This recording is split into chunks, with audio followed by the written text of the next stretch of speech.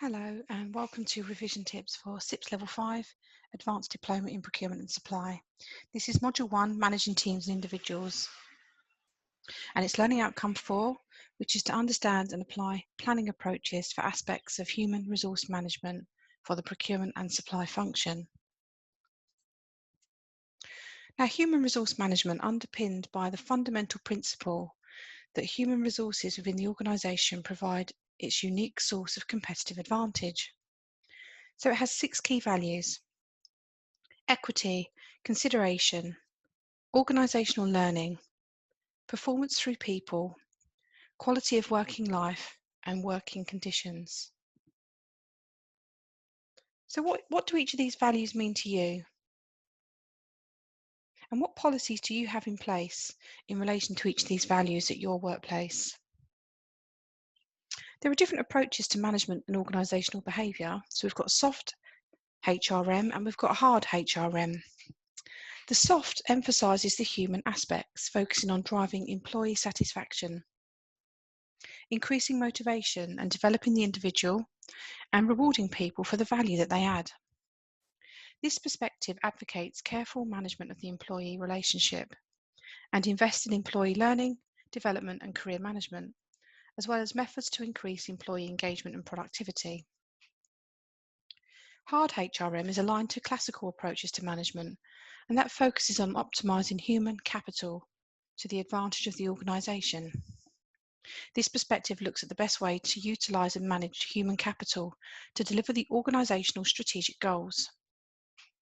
Every HRM practice needs to ensure that the outcomes add value to the operation of the organisation and ultimately contribute to the organisation's performance.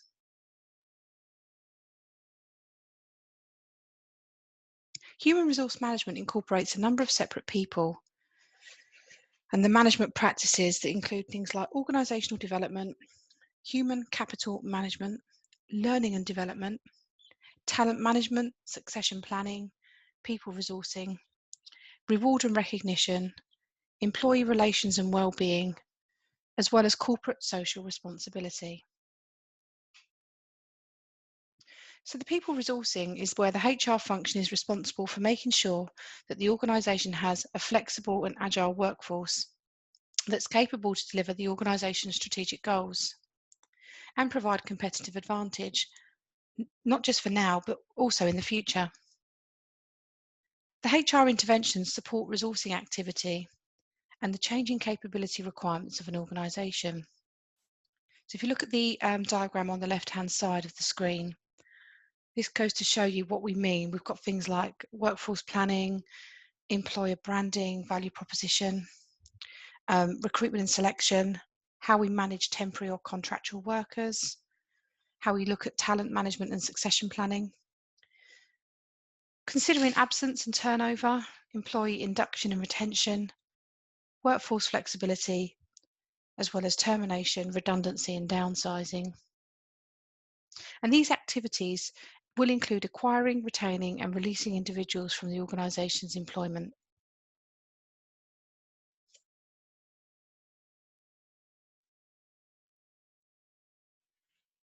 Now on the right hand side, what you can see is the recruitment process where you start by identifying a vacancy, you try and find ways to attract and identify these candidates, take them through a selection process and then ultimately offer them an employment. Now, job analysis involves evaluating the scope of work required for a particular job role, and you do that in comparison with other jobs in the organisation. Now, as well as providing a framework for determining pay and grade levels, the analysis helps with the development of a job description. So job analysis offers a structured approach that provides the manager with information about potential job role. And that will be used for the basis of a job description and role profile, which will have a purpose, which is why the job exists. What will it contribute to the overall mission of the team, function, and ultimately the organisation? We'll then look at structure, where the job is positioned in terms of reporting lines and how it fits into the overall organisational structure. Content, what the job holder will be expected to do in terms of tasks and perform the duties that they carry out. Now, Armstrong and Taylor outlined a systematic method for collecting information about the job content. It starts with documentation. So for the existing position, gather the job description and role profile, and any other documents such as training related to the job.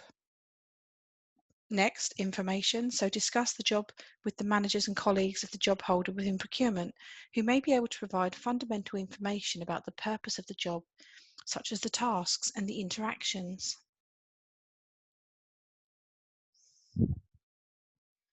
Experience. Interview the existing job holder to gather important information about their current realities of the job. Because most of the jobs are more expansive than detail that's captured in the job description, and the role does tend to evolve over time. And then direct observation, where you're directly observing how the job is done for important insights into job tasks and the way they are being completed. Now, the SIP standard competency levels and themes has 4 pillars.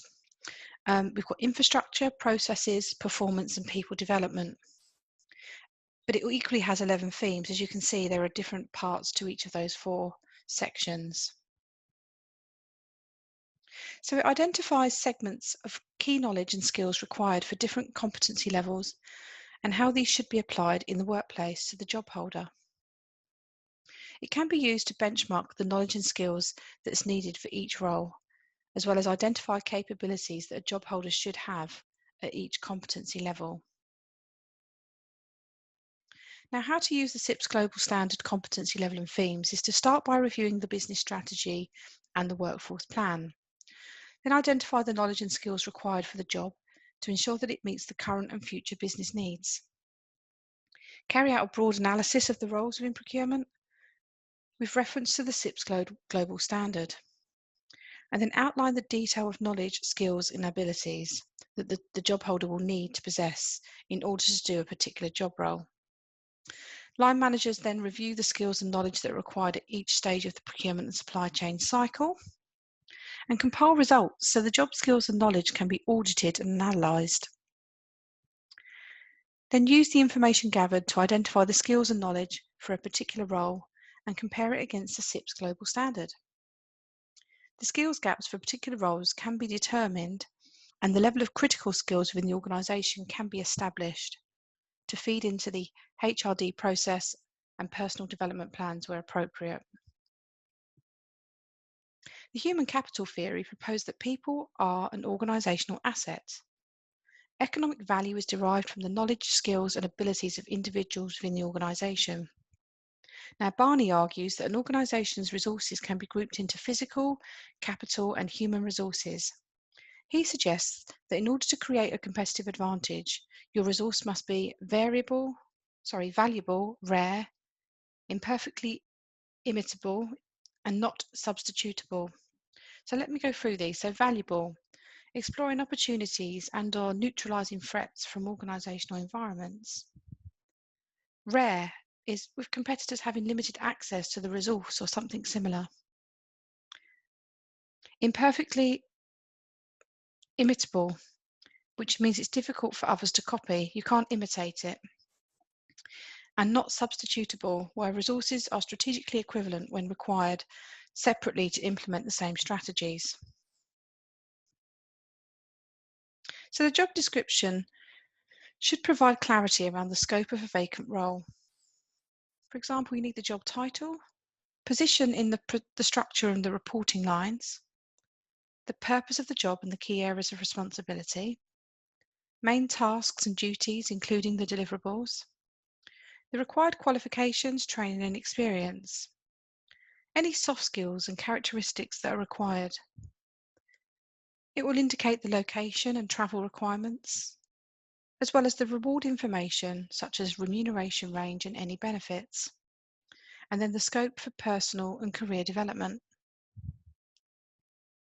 The job description should be reviewed for any potential discriminatory language that may have been inadvertently included. Now, the Chartered Institute of Procurement and Supply has provided a detailed sample job design for over 40 job profiles that are mapped against SIP's global standards, themes and levels.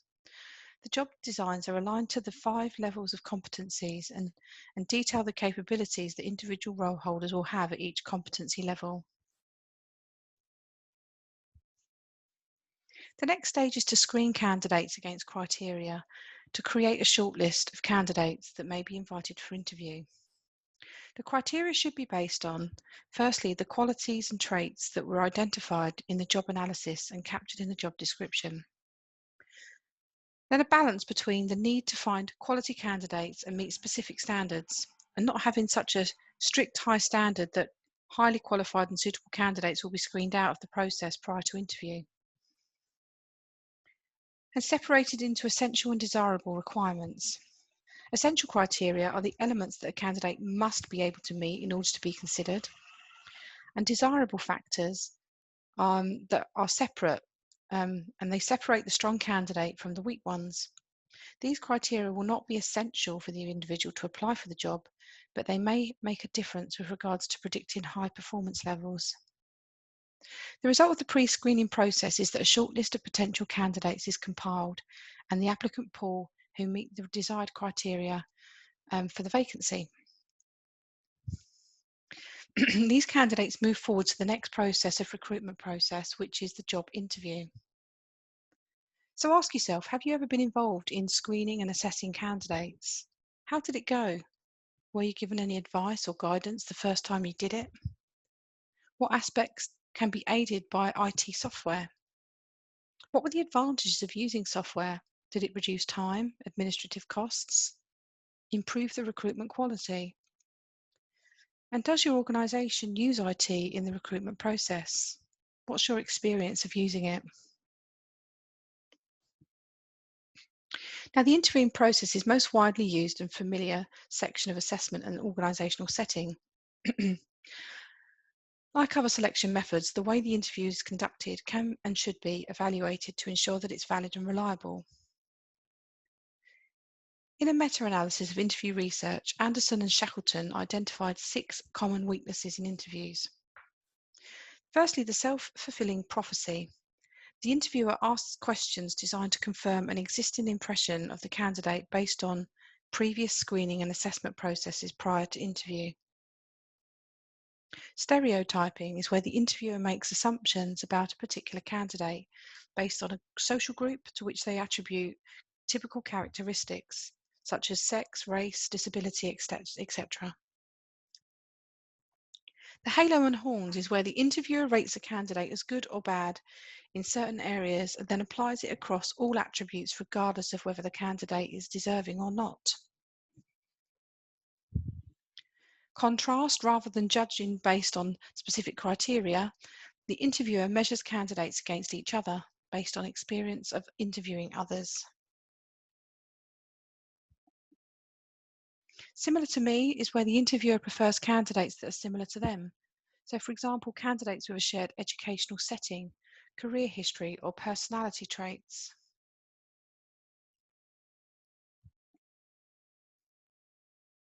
And finally, personal liking.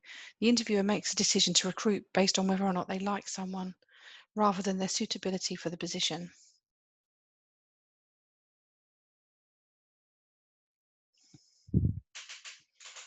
Technology plays a significant role in the recruitment process. This includes using the internet to advertise positions and attract potential candidates, CV sifting and online assessments, all as part of the selection process. So recruitment software functions will include candidate sourcing. They use algorithms that can be used to target individuals or talent communities with a particular skill set via social media or website advertising. You've got applicant tracking, which has workflows which can be used to track the applicant through the recruitment process. Candidate relationship management, which is marketing software that can be used to attract qualified candidates. Pre-recruitment assessment and background checks, which is software that can be used to manage the administration of online assessment tests and background checks. Interviewing software, so the interview can be conducted in real time. And recruitment evaluation, KPIs and key metrics for the recruitment process that can be assessed to provide management reports on time to fill vacancies and source of recruitment, etc. Offers and induction. The software can track and manage the administration of induction for new recruits.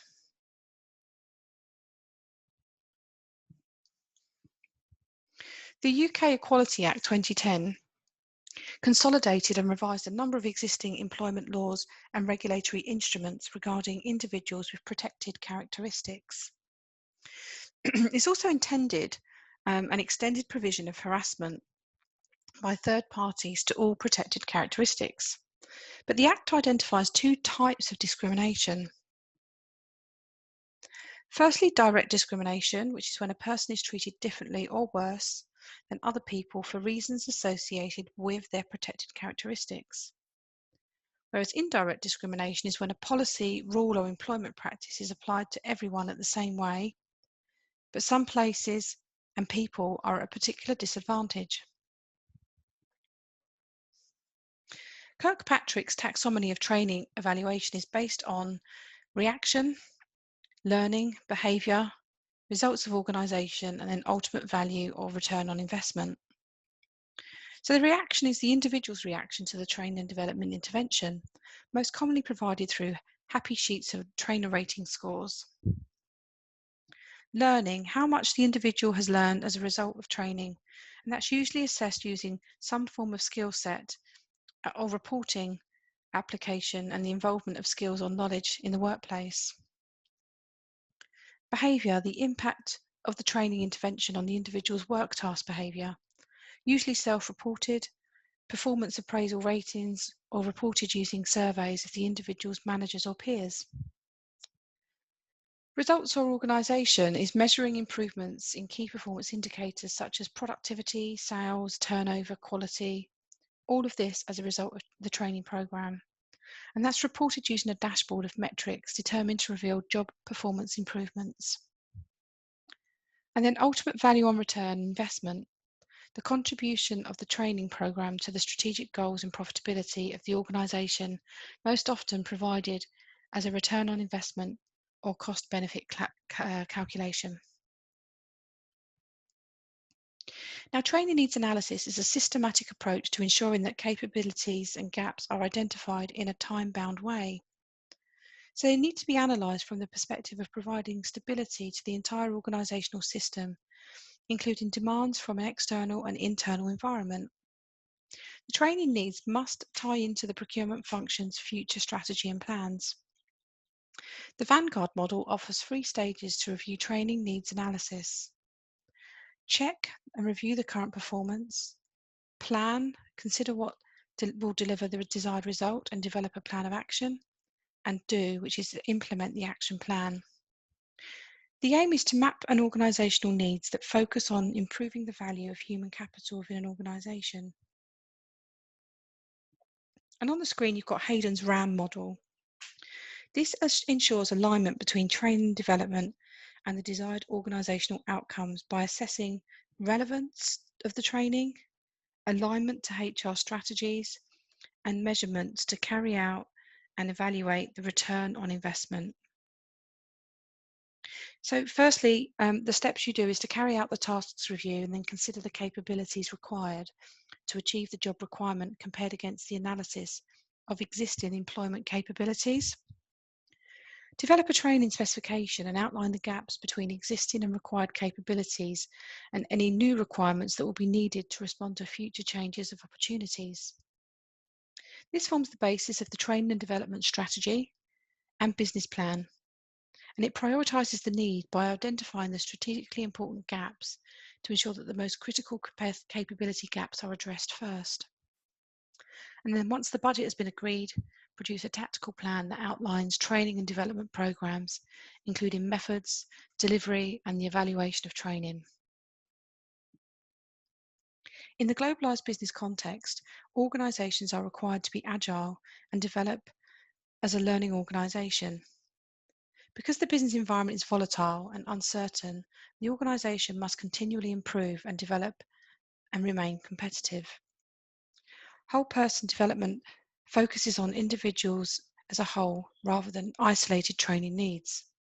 So it takes a holistic approach to the development of cognitive schema, behavioural and emotional capabilities and technical skills acquisition. So in literature, there are 6 different features of whole person training. Firstly, physical, good health and personal well-being, including physical fitness, good eating habits and quality sleep.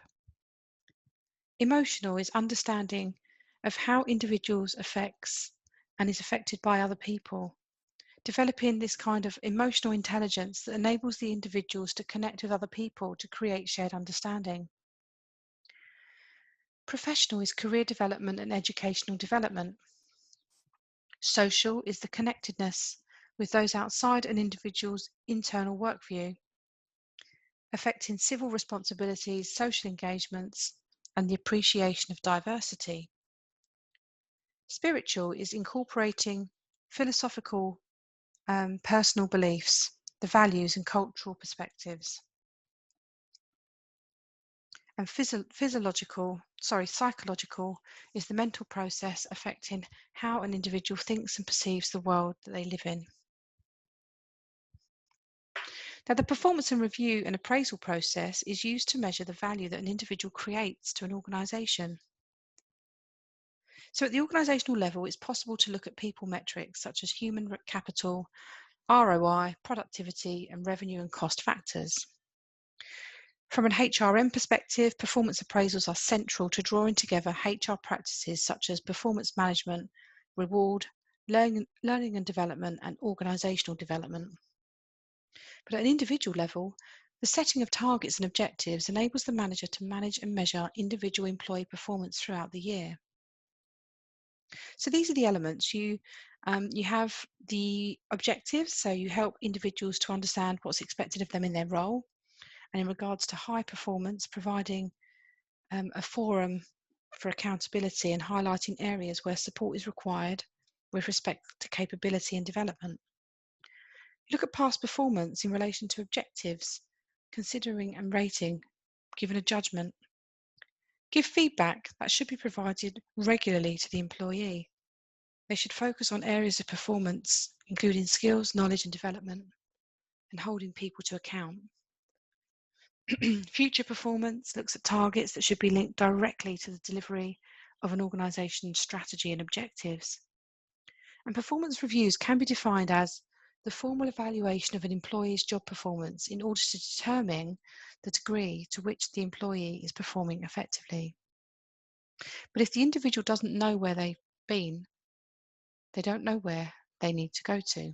So it's really important that you keep those communication channels open. That's the end of my session. Thank you.